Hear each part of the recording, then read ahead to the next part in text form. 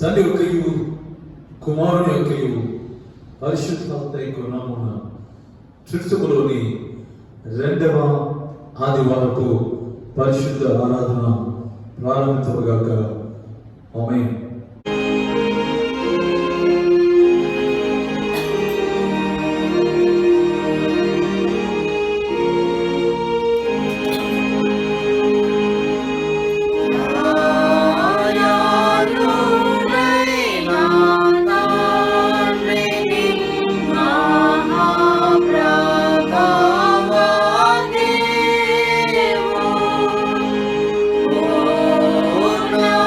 Oh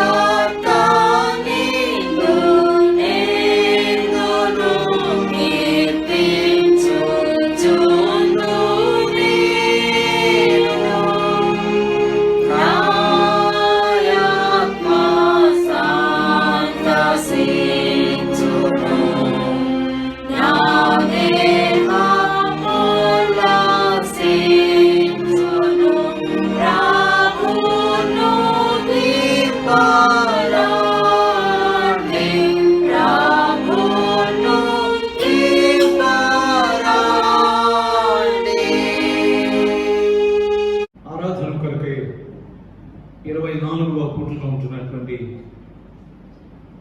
త్రిత్వము కొరకైనటువంటి యూటాయిటస్ను ఉత్తర ప్రత్యుత్తర రీతిగా వాడుకుందాము. 24వ పూటలో ఉంటున్నటువంటి త్రిత్వము కొరకైనటువంటి యూటాయిటస్ను ఉత్తర ప్రత్యుత్తర రీతిగా పాడి దేవుని మహిమపడతాం.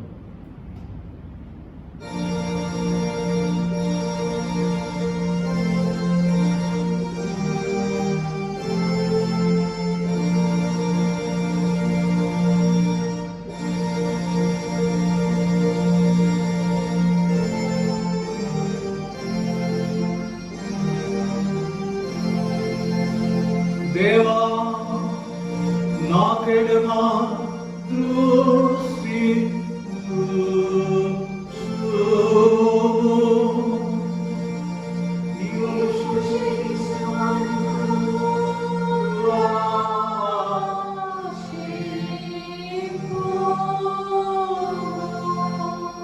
నీ ఆనందంలో ఒక్క జన్మ గడుపుగా 1000 జన్మల కాచే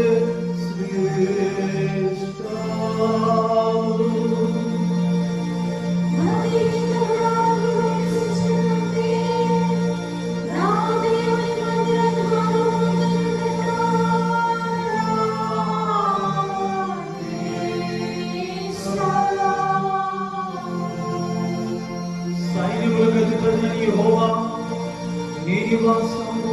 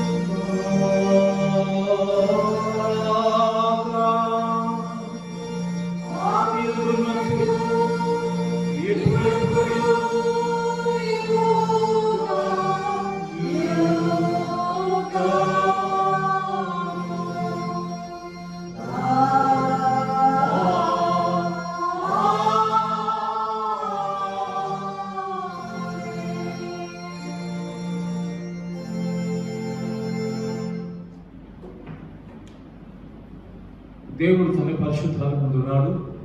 లోకమంతయు ఆయన సన్నిధిని మౌనముగా ఉండగాక. రండి నమస్కారం చేసి సాగిలపడదుము. మరణను కలుగు చేసిన యెహోవా ముందర మోకాళ్ళను గాక. లోక పాపమయు దేవుని గొర్రెపిల్ల మా మీద కరుణింపు. లోక పాపమయు దేవుని గొర్రెపిల్ల మా మీద కరుణింపు. లోక పాపమయు దేవుని గొర్రెపిల్ల నీ నిత్య సమాధానం మాకిమ్ము. ఆమేన్. సర్వశక్తిగల దేవుడా, మా సృష్టికర్తను రక్షకుడైన మేము శుద్ధ పాపకరమైన స్వభావం కలవారమై తలంపులతోనూ మాటలతోనూ క్రియలతోనూ నీకు విరోధంగా పాపం చేసినామని ఒప్పుకొంచున్నాము కనుక మేము నీ యొక్క వ్యతిరేకతను ఆశ్రయించి మా ప్రభు యేసుక్రీస్తుని బట్టి నీ కృపను ఎదిగి పొందకొచ్చున్నాము. దేవుడా, బీద పాపినైన నా యందు కరుణింపు.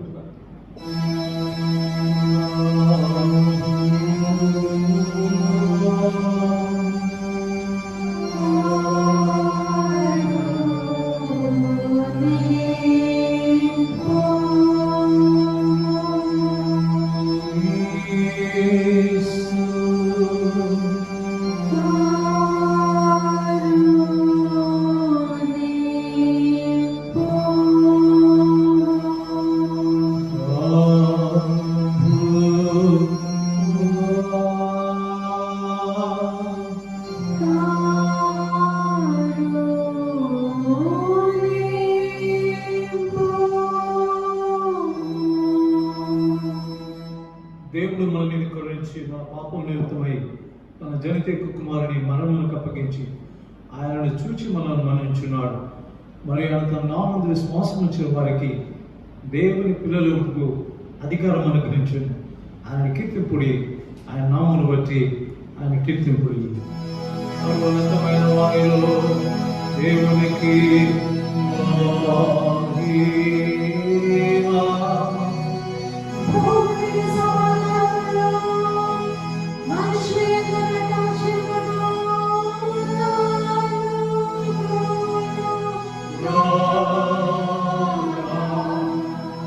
అమైన దేవుడా, ఓ పరమ రాజా, సర్వశక్తి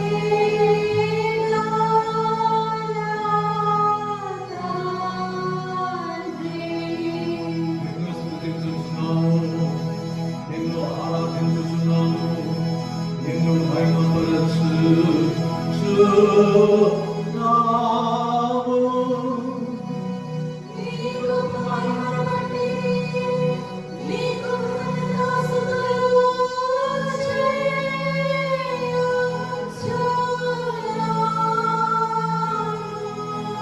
ప్రభువా, జగదేక కుమారుడా, యేసు క్రీస్తు.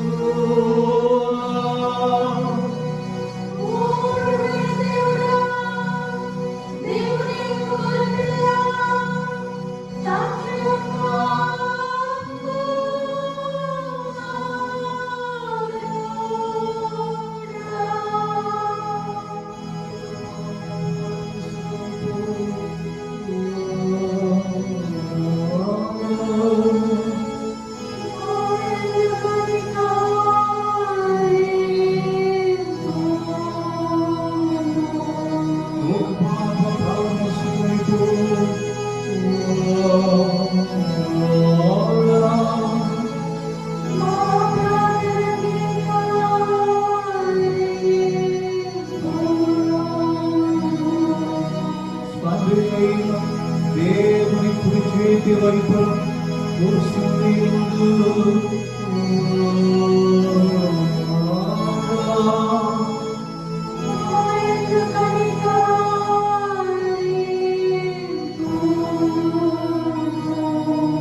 నీవు ఒక్కడివే వారి శోధునావు.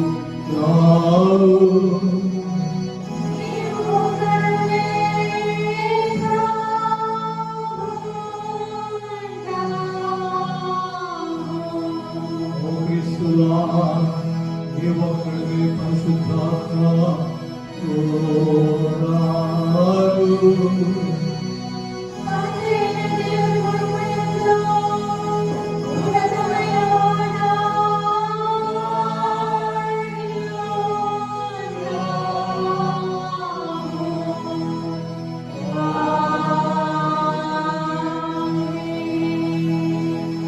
మీతో కూడా ఉండడు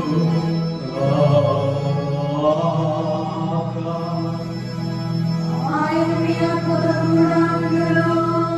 కూడా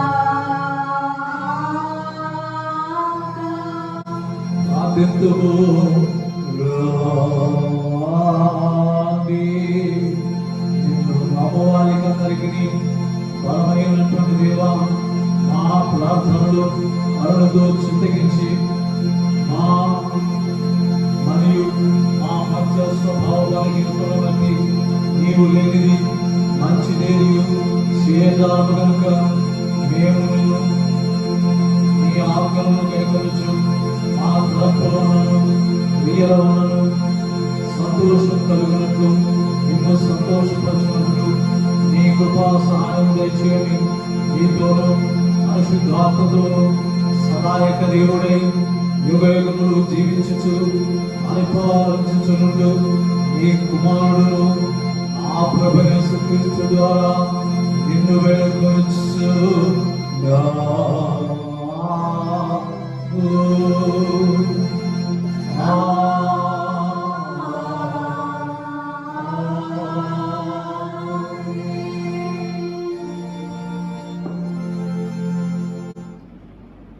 ఈ ఆదివారం మనకు ఏర్పాటు చేయబడినటువంటి బైబిల్ పాఠాలు చదువుగా జాగ్రత్తగా ఉందము. త్రిత్వము తర్వాతి రెండవ ఆదివారం కొరకు ఏర్పాటు చేయబడిన పాత నిబంధన వాక్యమును భయభక్తులతో చదువుకుందాము. ఆ వాక్యము యెషయా గ్రంథము 25వ అధ్యాయము 6వ వచనము నుంచి 9వ వచనం వరకు ఇలాగున వ్రాయబడి ఉన్నది. యెషయా గ్రంథము 25వ అధ్యాయము 6వ వచనం ప్రారంభము. ఈ పర్వతము మీద సైన్యములకు అధిపతియగు యెహోవా సమస్త జనముల నిమిత్తము క్రొవ్విన వాటితో విందు చేయును. మడ్డి మీదనున్న ద్రాక్షారసముతో విందు చేయును. మూలుగు గల క్రొవ్విన వాటితో విందు చేయును. మడ్డి మీది నిర్మలమైన ద్రాక్షారసముతో విందు చేయును. సమస్త జనముల ముఖములను కప్పుచున్న ముసుకును, సమస్త జనముల మీద పరచబడిన తెరను ఈ పర్వతం మీద ఆయన తీసివేయును. మరెన్నడూ ఉండకుండా మరణమును ఆయన మృంగివేయును. ప్రభువైన యెహోవా ప్రతి వాని ముఖం మీది బాష్ప బిందువులను తుడిచివేయును. భూమి మీద నుండి తన జనుల నిందను తీసివేయును. ఇలాగు జరుగునని యెహోవా సెలవిచ్చి ఉన్నాడు. ఆ దినమున జనులు ఇలాగందురు, ఇదిగో మనలను రక్షించునని మనము కనిపెట్టుకొని ఉన్న మన దేవుడు, మనము కనిపెట్టుకొనిన యెహోవా ఈయనే. ఆయన రక్షణను బట్టి ఉత్సహించి సంతోషింతుము. ఆమెన్. ఇంతటితో పాత నిబంధన వాక్యం ముగియుచున్నది.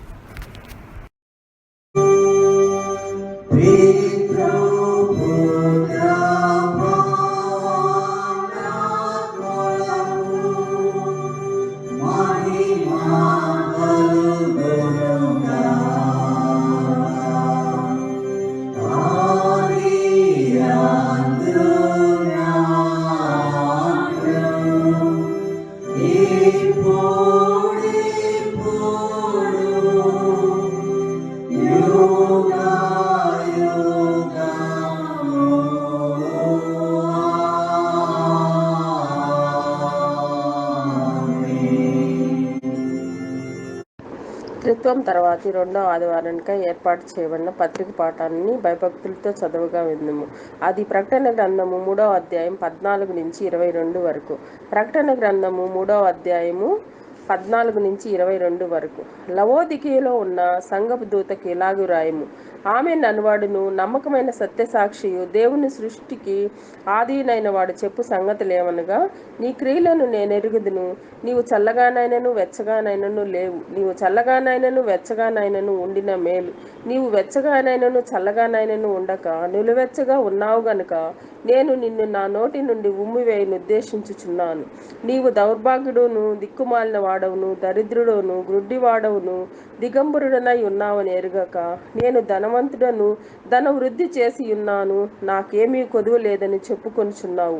నీవు ధనవృద్ధి చేసుకొనున్నట్లు అగ్నిలో పుటము వేయబడిన బంగారమును, నీ దిశముల సిగ్గు కనబడకున్నట్లు ధరించుకొనుటకు తెల్లని వస్త్రములను, నీకు దృష్టి కలుగునట్లు నీ కన్నులకు కాటుకును నా యొద్ద కొనుమని నీకు బుద్ధి చెప్పుచున్నాను. నేను ప్రేమించి వారిని అందరినీ గద్దించి శిక్షించుచున్నాను కనుక నీవు ఆసక్తి కలిగి మారు మనసు పొందుము. ఇదిగో నేను తలుపు నద్ద నిలుచుండి తట్టుచున్నాను. ఎవడైనను నా స్వరము విని తలుపు తీసిన ఎడల నేను అతని యొద్దకు వచ్చి అతనితో నేనును నాతో కూడా అతడును భోజనం చేయుదుము. నేను జయించి నా తండ్రితో కూడా ఆయన సింహాసనం నందు కూర్చుని ఉన్న ప్రకారము జయించు వానిని నాతో కూడా నా సింహాసనం నందు కూర్చుననిచ్చేదను. సంగములతో ఆత్మ చెప్పుచున్న మాట చెవిగలవాడు వినుగాక. ఆమెన్. ఇంతటితో పత్రిక పాఠం ముగియుచున్నది.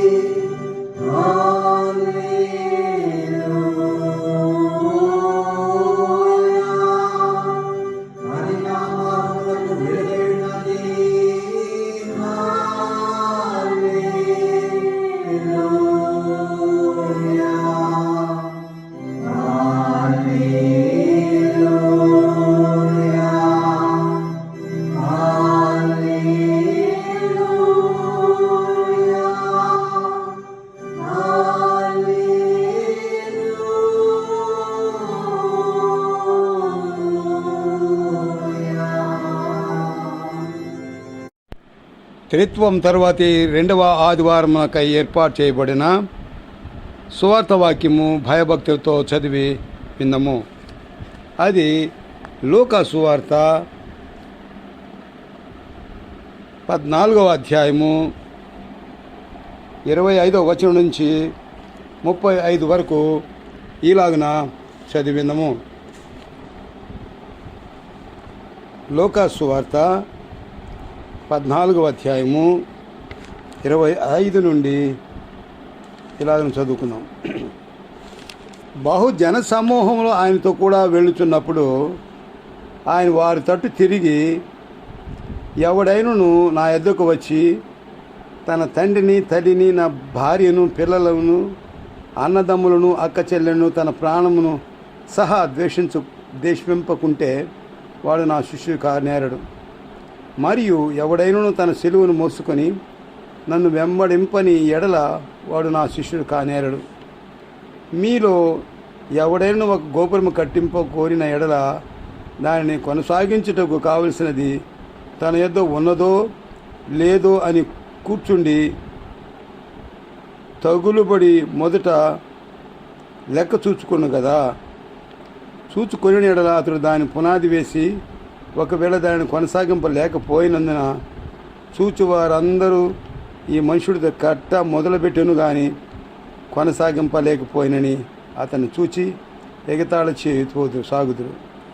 మరియు ఏ రాజైనను మరి ఒక రాజుతో యుద్ధం చేయబోనప్పుడు తన మీదకి 20,000 మందితో వచ్చువారిని 10,000 మందితో ఎదిరింప శక్తి తనకు కలదో లేదో అని కూర్చుండి మొదట ఆలోచింపడా శక్తి లేని అతడు ఇంకనూ దూరముగా ఉన్నప్పుడే రాయభారం పంపి సమాధానం చేసుకొని చూచును కదా. ఆ ప్రకారమే మీలో తనకు కలిగిన అంతయు విడిచిపెట్టనివాడు ఆ శిష్యుడు కానేరడు. ఉప్పు మంచిదే కానీ ఉప్పు నిస్సారమైతే దేని వలన దానికి సారం కలుగును? అది భూ సంబంధమైనను ఎరువుకైనను పనికిరాదు కనుక దాన్ని బయట పారవేయబడుదురు. వినుటకు చెవులు గలవాడు వినుగాక. ఆమెన్. దేవుడి వాక్యంను దీవించి వర్ధల చేయనుగాక.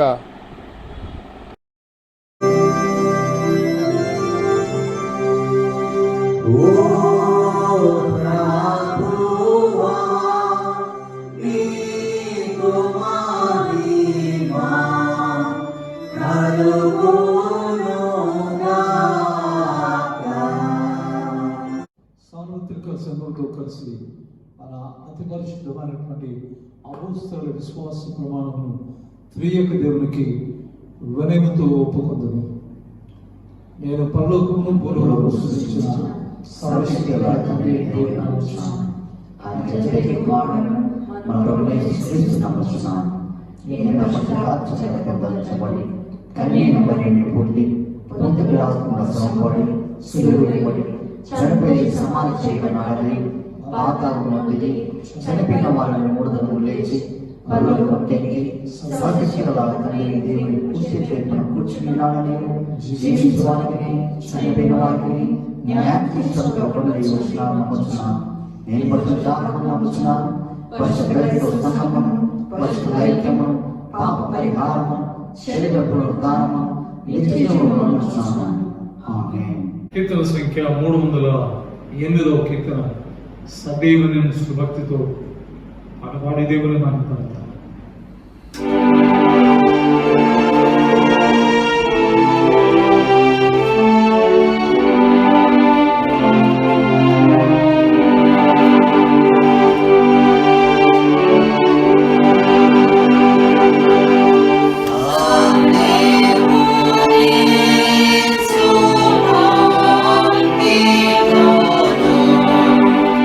Sarvana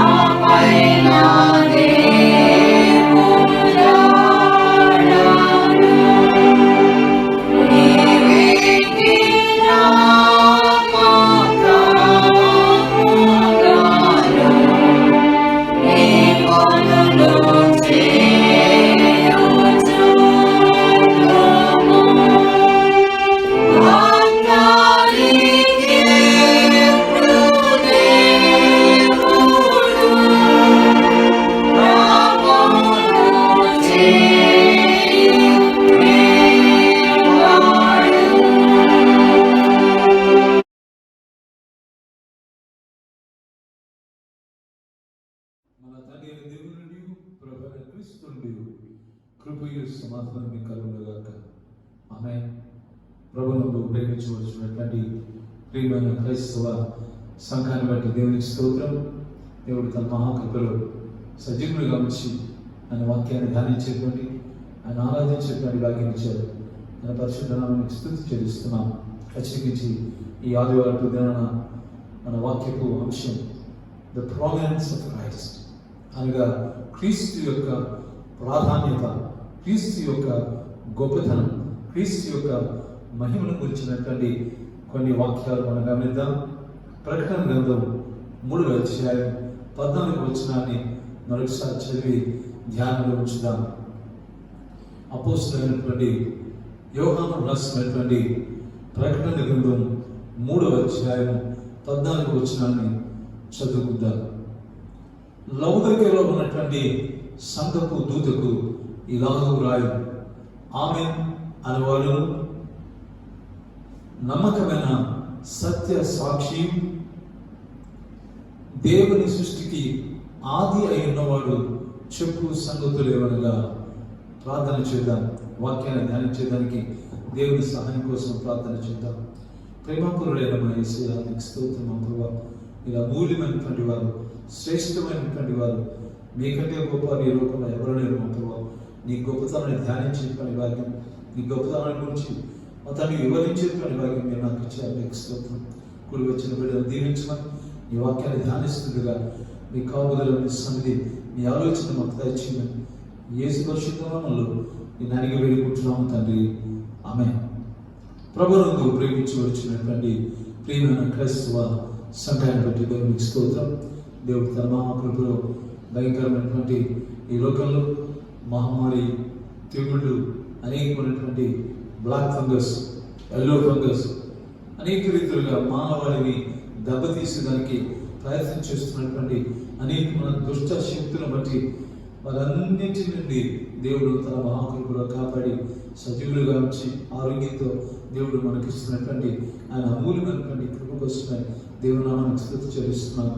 ప్రత్యేకించి ఈ తెగులు లేదా ఈ ప్రపంచాన్ని వణికిస్తున్నటువంటి ఈ మహమ్మారి, ఈ భయంకరమైనటువంటి తెగులు, ఇది మానవ తప్పిదమే కానీ దేవుని యొక్క శిక్ష ఎంత మాత్రం కాదని తలంచవలసిన అవసరంతో ఉంది.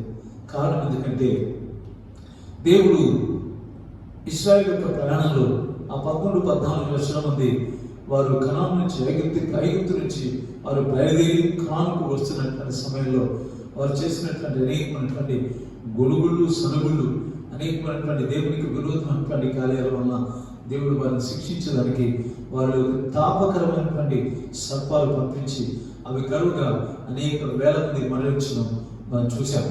కాబట్టి ఈ తెగులు వచ్చి అందరూ చనిపోతున్నారు.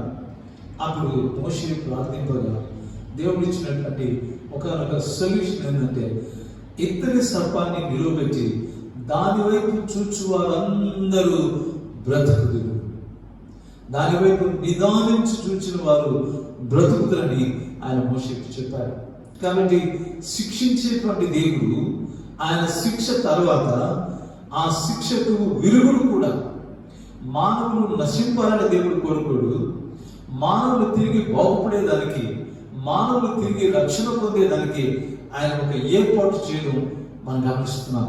కాబట్టి ఇఫ్ గాడ్ పనిషెస్ us, దేవుడు ఒకవేళ మనం శిక్షిస్తే there will be a solution also for that problem. అటువంటి సమస్యకు దేవుడు మరొక విరుగుడును ఆయన తప్పకుండా చూపించేటువంటి కరుణ కలిగినటువంటి దేవుడు కృప కలిగిన వాడు. కాబట్టి అదేవిధంగా ఆదాము హవ్వలు ఇద్దరు పాపం చేసి దేవుడు అనుగ్రహించినటువంటి మహిమను కాలదన్ని వారు తిరిగి వారి యొక్క ఏదైనా తోటి నుంచి బయటకు వెళుతున్నటువంటి సమయంలో దేవుడు ఆ యొక్క సొల్యూషన్, వారి పాపములకు సొల్యూషన్ ఏంటంటే ఒక గొర్రెను పొట్టేలను వధించి ఆ రక్తపు మరకలు, ఆ రక్తపు గుడ్డలు, దానితో చర్మపు చొక్కాయలు చేసి పంపించినట్టు. కాబట్టి దేవుడు శిక్షిస్తే దేవుడు సొల్యూషన్, దేవుడు తప్పకుండా కరుణ కలవాడు. కాబట్టి ఈ భయంకరమైనటువంటి మహమ్మారి ప్రపంచాన్ని అనేక రీతులుగా వణికిస్తున్నటువంటి, భయాందోళనకు గురి చేస్తున్నటువంటి ఈ యొక్క తెగులు కేవలం మానవ తప్పిదమని తప్పకుండా మనం గ్రహించాలని మనం చూస్తున్నాం. ముఖ్యంగా మన వాక్యంలోకి వెళదాం. వాక్యంలో చివరి సంఘం అనగా ప్రభువారు 7 సంఘాలను ఇచ్చినటువంటి ఆయన అనేకమైనటువంటి అమూల్యమైనటువంటి సంఘపు బలహీనతలు, సంఘంలో ఉన్నటువంటి గొప్పతనం, సంఘం ఏది చేస్తే ఏ విలుగుడు లేదా ఏ మంచి పనులు చేస్తే సంఘం కుదుట పడుతుందో బాగవుతుందో అవి కూడా ప్రభువారు ఈ సంఘపు దూతలకు రాసినటువంటి ఈ యొక్క వివరాలు మనం గమనిస్తున్నాం. మొదటి ఎఫెసులో ఉన్నటువంటి సంఘానికి ఆయన వాస్తు చెప్తున్నాడు. ఇక్కడ మనం గమనించాల్సింది ఏంటంటే ఇక్కడ దేవుని యొక్క లేదా క్రీస్తు యొక్క అమూల్యమైనటువంటి అధికారాన్ని బయట పెడుతున్నటువంటి ఈ యొక్క బిరుదులు అనొచ్చు, క్వాలిఫికేషన్ అనొచ్చు, లేదా డిగ్రీలు అనొచ్చు, లేదా ఆయనకున్నటువంటి మహిమని మనం దాన్ని చెప్పవచ్చు. కారణం ఏంటంటే మొదటి సంఘానికి ఆయన ఆ సంఘపు దూతకు చెప్తూ ఆయన అన్నటువంటి మాటలు ఏంటంటే 7 నక్షత్రములు తన కుడి చేతిని పట్టుకున్నవాడు, 7 ఆత్మలు కలిగిన వాడు చెప్పు సంగతులు ఏమనగా. కాబట్టి ఈ విధంగా 7 సంఘాలకు క్రీస్తు యొక్క అధికారాన్ని సూచించేటువంటి, క్రీస్తు ప్రభు యొక్క ఆయన మహోన్నతమైనటువంటి అధికారాన్ని సూచించేటువంటి లక్షణాలు బిరుదులుగా ఇవి మనం గమనించాలని కోరుతున్నాను. ఎందుకంటే దేవుని మహిమపరచడం కంటే గొప్పతనం ఏమి లేదు. మన జీవితంలో మనం బాగుపడడం గొప్పతనం కాదు, మన జీవితంలో మనం గొప్పవారుగా ఉండడం కాదు, మన జీవితంలో మనం ఉన్నతమైనటువంటి స్థితిలో ఉండడం అది గొప్పతనం కాదు. కానీ నువ్వు గొప్పవాడవైనా మీరు వాడవైనా దేవుడిని గొప్పవాడిని చేసేవాడుగా ఉండాలని, దేవుని మహింపరిచేవాడుగాని దేవుని యొక్క కోరిక. కాబట్టి ప్రియమైన మన దేవుని బిడ్డలైనటువంటి మనం ఆయనను ఘనపరిచేవారుగా. కాబట్టి ఈరోజు ఈ యొక్క లవోదికలో ఉన్నటువంటి సంఘం ద వర్స్ట్ చర్చ్, దీనికంటే భయంకరమైనటువంటి సంఘం మరే సంఘాలు. వాళ్ళ సంఘాల్లో ఒకవేళ కొన్ని లోపాలున్న కొన్ని మంచితనం కూడా కనిపిస్తుంది. అదేవిధంగా సంఘంలో లేదా వ్యక్తిలో అనేకమైనటువంటి లోపాలు ఉన్నప్పటికీ కూడా కొంత మంచితనం కూడా ఉంటుంది. కాబట్టి దేవుడు ప్రభువారు నీ మంచితనాన్ని కూడా ఆయన బయటపెడుతున్నాడు. ఇది నీ లోపం, ఇది నీ మంచితనం. కాబట్టి ఈ లోపాన్ని సరిదిద్దుకొని నువ్వు జీవిస్తే ఈ చర్చ్ నిలుస్తుంది, లేదా ఈ సంఘం నిలుస్తుంది, నీవు నిలుస్తావు, నీవు నిలబడతావని దేవుని యొక్క సంకల్పం. కాబట్టి ఈ చివరి సంఘం ఈ లవోదిక సంఘపు దూతకు రాస్తూ ప్రభువారికి ఉన్నటువంటి బిరుదులను మనం గమనిస్తున్నాం. మొదటిది ఆమేన్ అనువాడు, అనగా ఆయన పేరే ఆమేన్. అనగా అర్థం ఏంటంటే he says yes to everything. అందుకని ఆయన పేరు అంటే yes Lord, yes Lord, అవుననేటువంటి దేవుడు, ఆమేన్ అనేటువంటి దేవుడు. అనగా యోహాను సువార్త 5:30 మనం గమనించినట్లయితే నా ఇష్ట ప్రకారం నేను చేయకూడదు, నా తండ్రి చిత్త ప్రకారం నేను చేయకూడదు. దేవుడు ఏం చెప్తే అది చేసేవాడు. He says everything, he says yes to everything.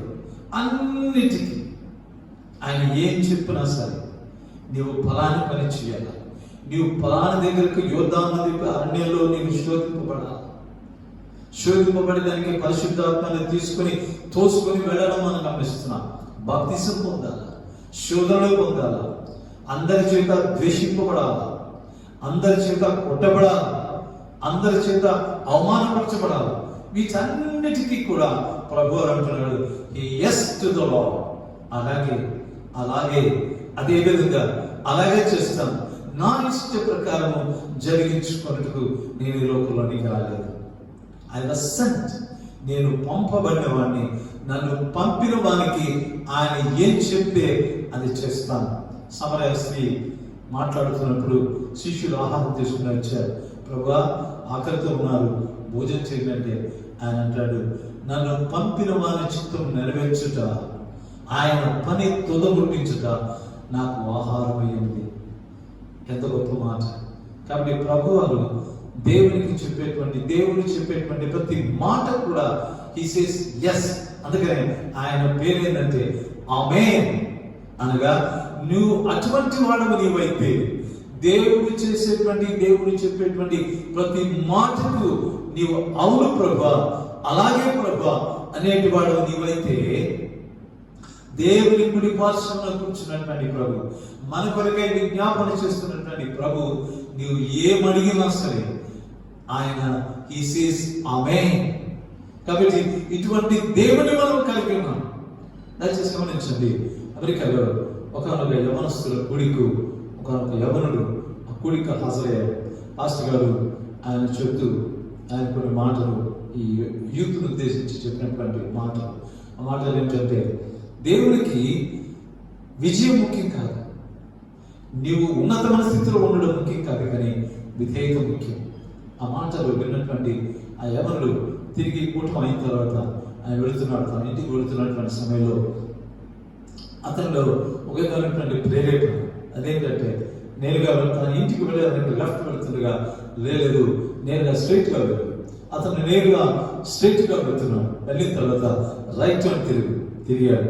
అదేవిధంగా ఇంకా కొంచెం దూరంగా అనగా కొంచెం రూరల్ ప్రాంతానికి, ఒక పల్లె వాతావరణంలో ఉన్నటువంటి గ్రామానికి వెళుతున్నటువంటి దారిలో వెళ్ళమన్నాడు. వెళుతున్నటువంటి సమయంలో అక్కడ ఆగి లోపల పరిశుద్ధాత్మ చెప్తున్న మాట ఏంటంటే, ఒక 4 మిల్క్ ప్యాకెట్ తీసుకో. కాబట్టి వెళ్ళాడు, ఆ మిల్క్ బూత్ దగ్గరికి వెళ్ళి 4 మిల్క్ ప్యాకెట్ తీసుకున్నాడు. తీసుకుని ఆయన వెళుతున్న సమయంలో ఒకనొక చిన్న ఒక ఇల్లు, అంటే పెద్ద హంగామా ఉండేటువంటి ఇల్లు కాదు, ఒక మామూలు ఇంటి దగ్గరికి వెళ్ళి తలుపు తట్టమని చెప్పాడు.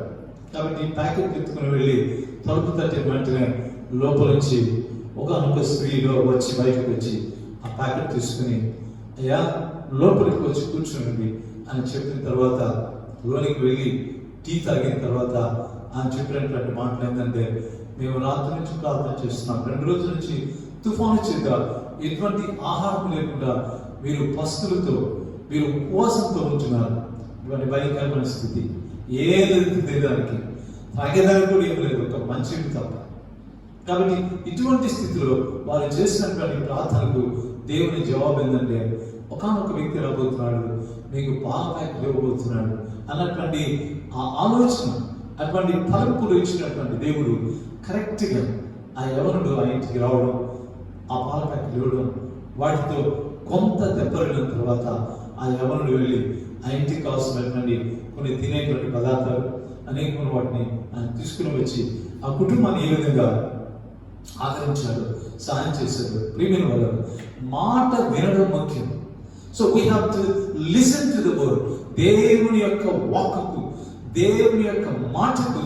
కాబట్టి విజయం కాదు మన జీవితంలో, విజయాన్ని, ఆర్భాటాన్ని, గొప్పతనం కాదు కాదు ముఖ్యం, వినయం ముఖ్యం, విధేయత ముఖ్యం. కాబట్టి this is the first step.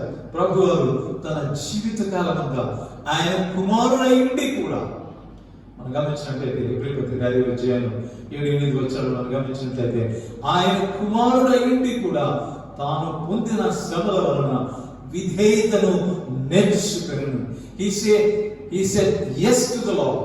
తండ్రికి తాను ఇది నేను చేస్తాను ప్రభువా, ఆయన చెప్పినంత చేస్తాను.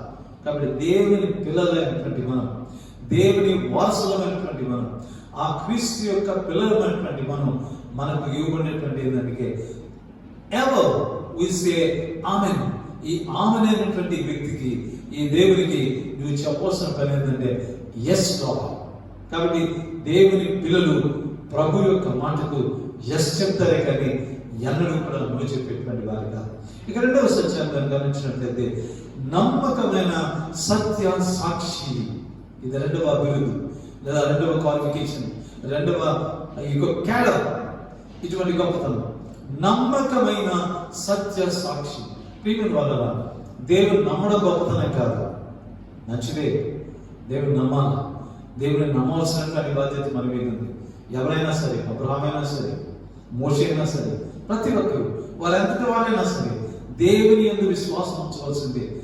కానీ అంతకంటే గొప్పతనం దేవునికి కావాల్సినదంటే నమ్మకమైన వారు, బిలీవబుల్ వారు, నమ్మదగినటువంటి వారు. అందుకని ఆయన మత్తయి సువార్తలో ఉపమానం చెప్పాడు. యజమానుడు ఏ వేళలో వచ్చాడని తెలియనటువంటి గృహ నిర్వాహకుడు చేసిన పని ఏంటంటే తన ఇంట్లో ఉన్నటువంటి వారిని త్రాగి కొట్టి అవమానపరిచినట్టుగా, అటువంటి సమయంలో యజమానుడు వచ్చి అతని ఉద్యోగాల నుంచి పీకి వేసి, ఎందుకంటే అతడు నమ్మకస్తుడు కాదు. ఏ వేళలో వచ్చినా సరే దేవునికి కావాల్సింది నమ్మేవారు కాదు, నమ్మకమైనటువంటి వారు కూడా కాదు. కాబట్టి బిలీవబుల్ వన్, ఏ వేళలో వచ్చినా సరే, ఏ స్థితిలో ఉన్నా సరే, నువ్వు పేదరికంలో ఉన్నా నమ్మకమైన వాడుగా ఉండాలా, గొప్పతనంలో ఉన్నా నమ్మకమైన వాడు ఉండాలా, ఆస్తి కలిగిన వాడుగా నమ్మకమైన ఉండాలా. ఎటువంటి స్థితిలో ఉన్నా సరే దేవునికి కావాల్సింది నమ్మకమైనటువంటి వారు. ఆయన సౌలు అడుగుతున్నాడు, సమయలు సౌలు చేసావా పని? చేశాను ప్రభు. అన్నీ చేశావా? అన్నీ చేశాను ప్రభు. మరి ఆ అరుపులేంటి? ఆ రాజులు ఎవరు? ఆ వ్యక్తులు ఎవరు అన్నప్పుడు ఆయన చెప్తున్న మాట ఏంటంటే, అవి కేవలం దేవునికి తీసుకుని వచ్చాను బలి అర్పణ అర్పించేదానికని ఆయన చెప్పినటువంటి మాటలు విన్నటువంటి సమయాలు దేవుడు ఎంతగానో కోపించాడు. ఆయన కావాల్సిందంటే నమ్మకం. చేసేవా? ఇద్దరు కుమారుడు ఉన్నారు. ఒకడంటున్నాడు, అయ్యా ద్రాక్ష తోటలోకి వెళ్ళంటే నేను వెళ్ళను అన్నాడు, కానీ మనసు మార్చుకుని వెళ్ళాడు. ఒకడంటున్నాడు, నేను వెళతానయ్యా అన్నాడు, కానీ వాడు వెళ్ళలేదు. దేవునికి కావాల్సింది నమ్మకమైన వారు. అంతేకాకుండా సత్య సాక్షి. ప్రియమైన వాళ్ళ సత్యం అనగా ఉన్నవాడు అనగా దేవుడు. సత్యం వన్ దట్ ఈజ్ అనగా ఉన్నవాడు. మోషేకు ఆయన చెప్పినటువంటి మాట, నేను ఉన్నవాడును అనుభవాడనై ఉన్నాను. హీ సత్ అనగా ఉన్నవాడు పై ఉన్నటువంటి వాడు ఉన్నాడు అనే దానికి నిదర్శనం ఈ లోకంలో మనకు కనిపించినటువంటి క్రీస్తు. So he is the replica and he is the proof that there is a God in heaven who is loving us. మనల్ని ప్రేమించేటువంటి దేవుడు పరలోకంలో ఉన్నాడు అనే దానికి సాక్ష్యం మన ప్రభు.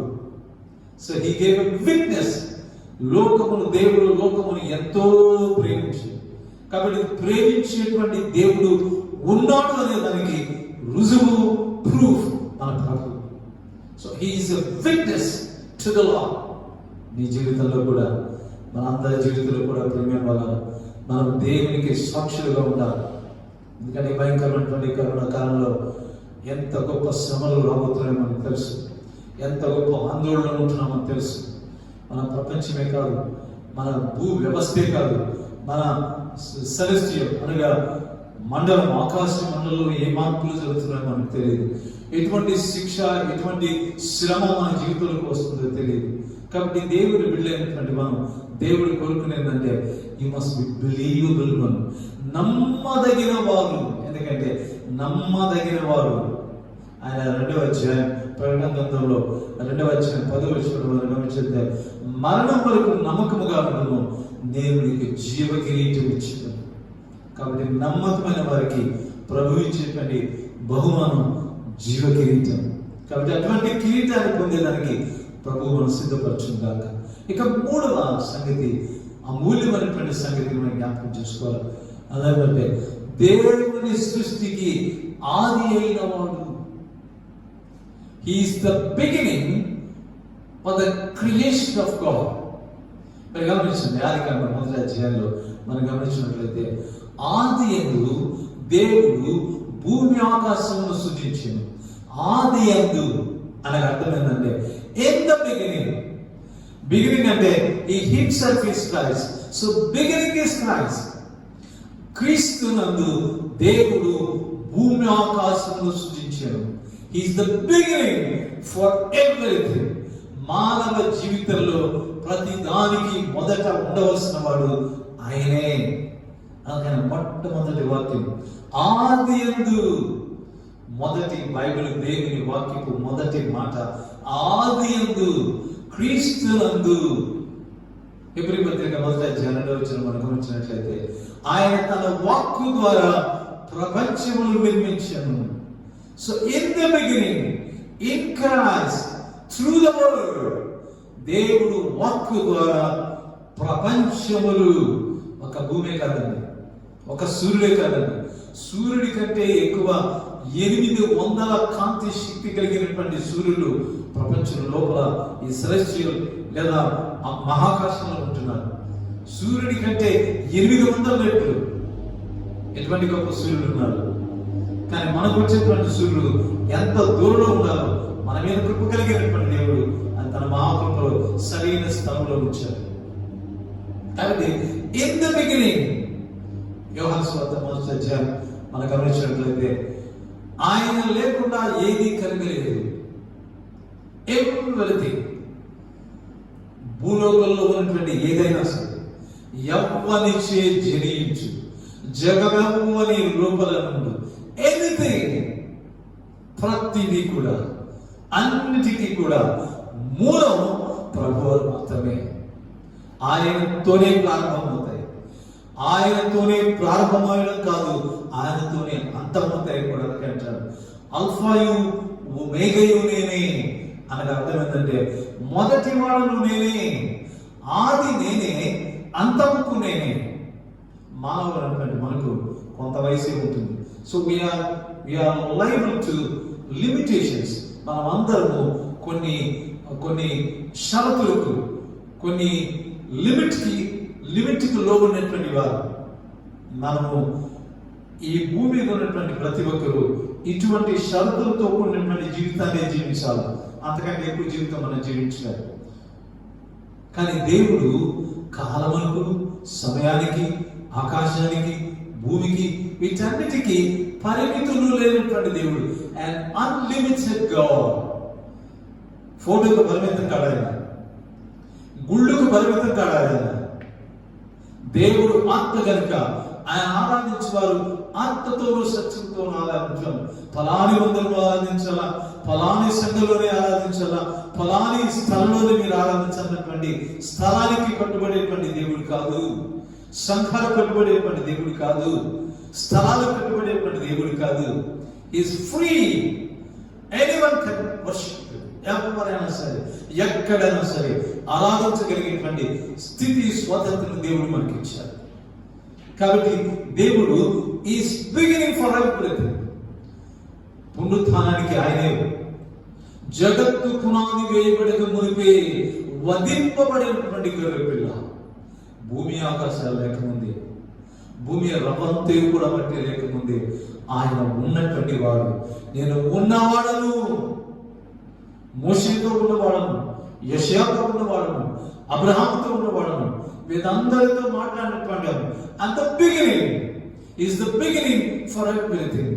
మానవ జీవితంలో కూడా, మనందరి దైనందిక జీవితంలో కూడా, మనందరి మామూలు మన జీవిత వ్యవస్థలో ప్రభు వారికి కాబట్టి ప్రత్యేకించి క్రైస్తవులైనటువంటి, విశ్వాసులైనటువంటి ప్రతి ఒక్కరు ఆయనతో. So walk with God. The first thing you have to do, walk with God. దేవునితో కూడా నడువు, దేవునితో ప్రార్థించు, దేవునితో అడుగులు వేయి. నీ జీవితాన్ని లేదా నీ దినచర్య ఏదైనా సరే, నువ్వు ఎంతటి వాడైనా సరే, ఎన్ని గొప్ప మేడలో నిధిలో ఉన్నా సరే, ఎటువంటి స్థితిలో ఉన్నా సరే, you must walk with him.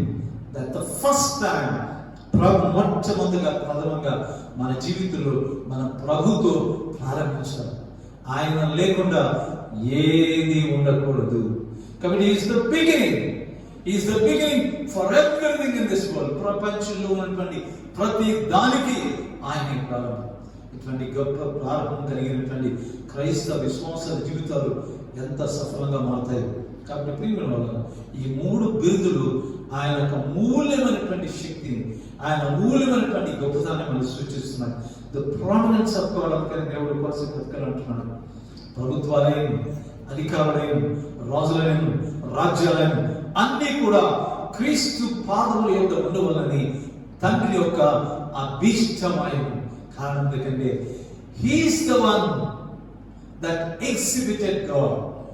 ఆ మూల్యమైనటువంటి దేవుడు, ఉన్నవాడైనటువంటి దేవుణ్ణి ఈ లోకంలో బయలుపరచడానికి తనకున్న అధికారాన్ని పోగొట్టుకున్నటువంటి దేవుడు, తనకున్న గొప్పతనాన్ని, మహిమను పోగొట్టుకుని దరిద్రుడుగా, దీనుడుగా కనబడినటువంటి ఈ దేవుడు నమ్మకమైన వాడు, సత్యసాక్షి, ఆమెలేనివాడు, అన్నిటికీ ఆరంభం, అన్నిటికీ ప్రథముడైనటువంటి ఈ వ్యక్తి ఈరోజు ప్రథముడు కావాలంటే ఇంత గొప్ప అధికారం. అందుకనే హీస్ ఎవ్రీథింగ్.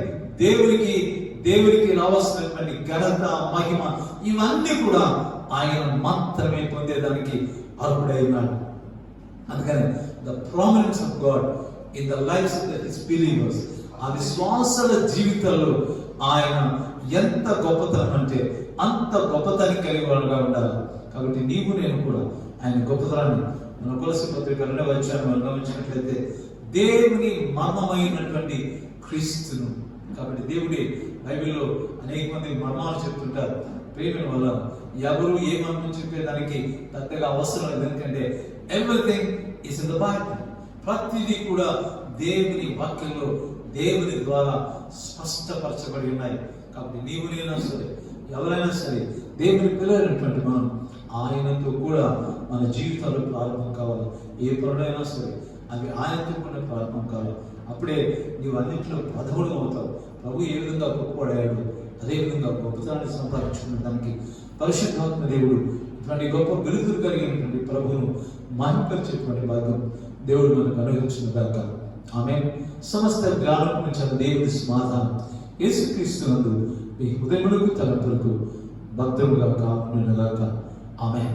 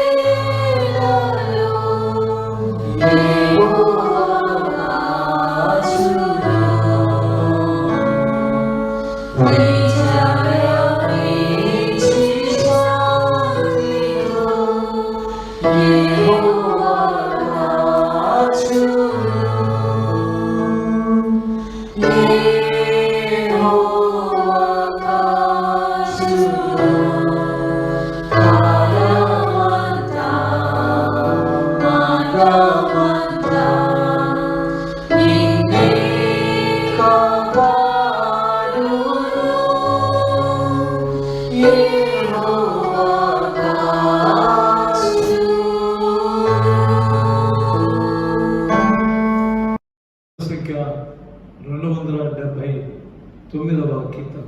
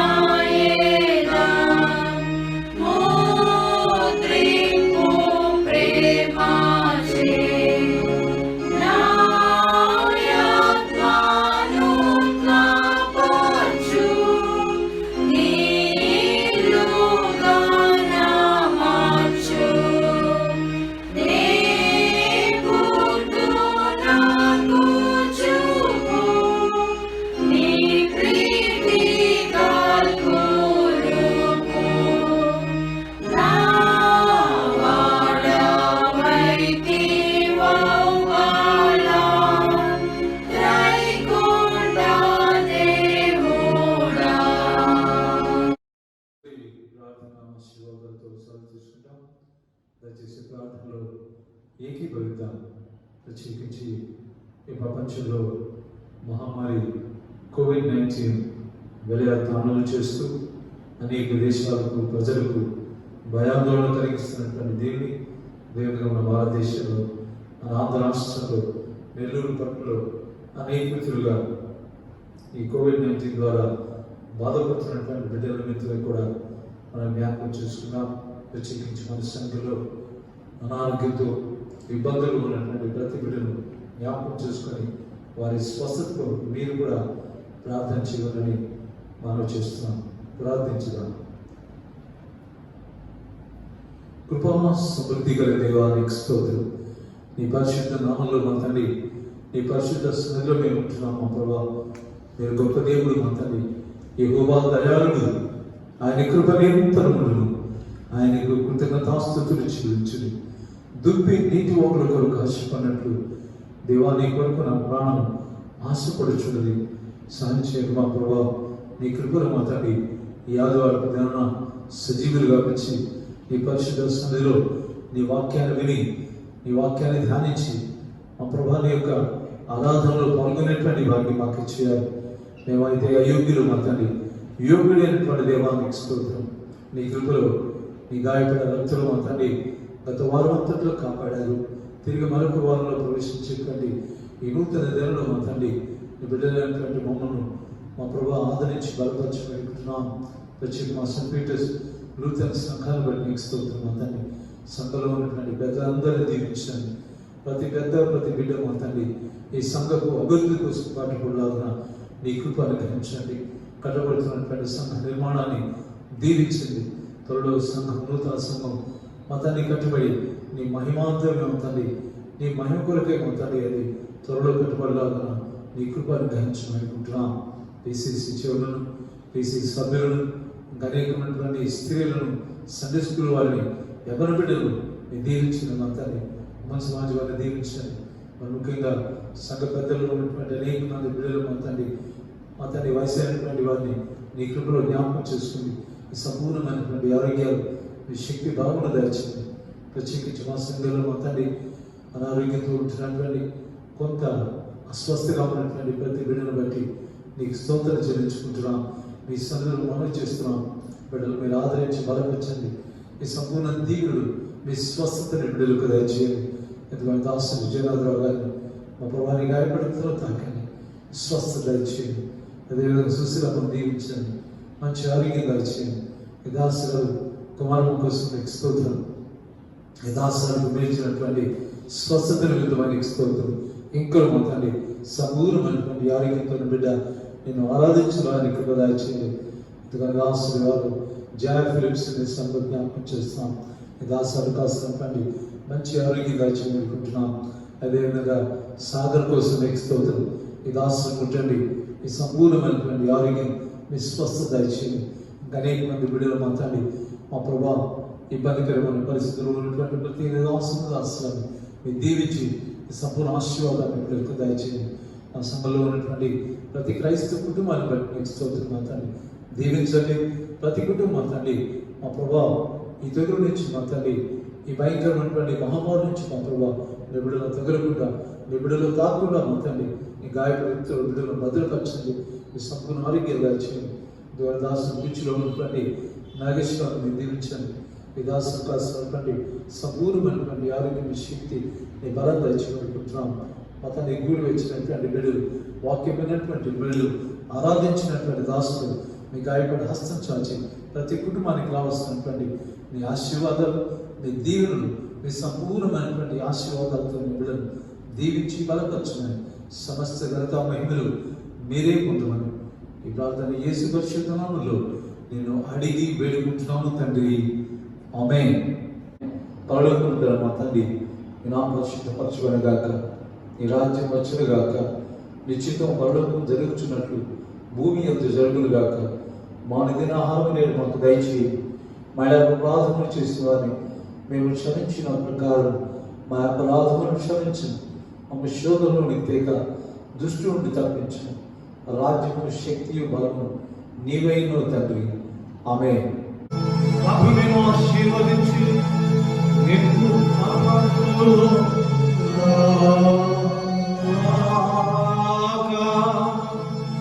ప్రభువు నిన్ను ఆశీర్వదించి నిన్ను కరుణించును.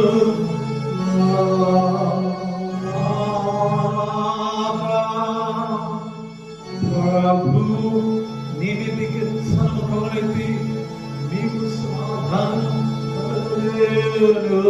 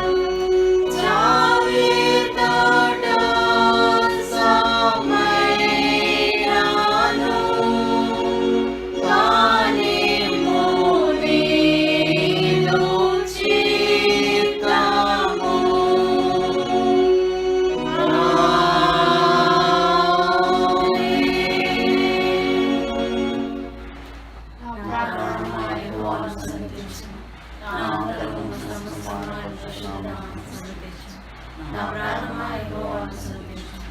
ఆయన చేసిన కార్యములు దేనిని మరువదు. ఆమేన్.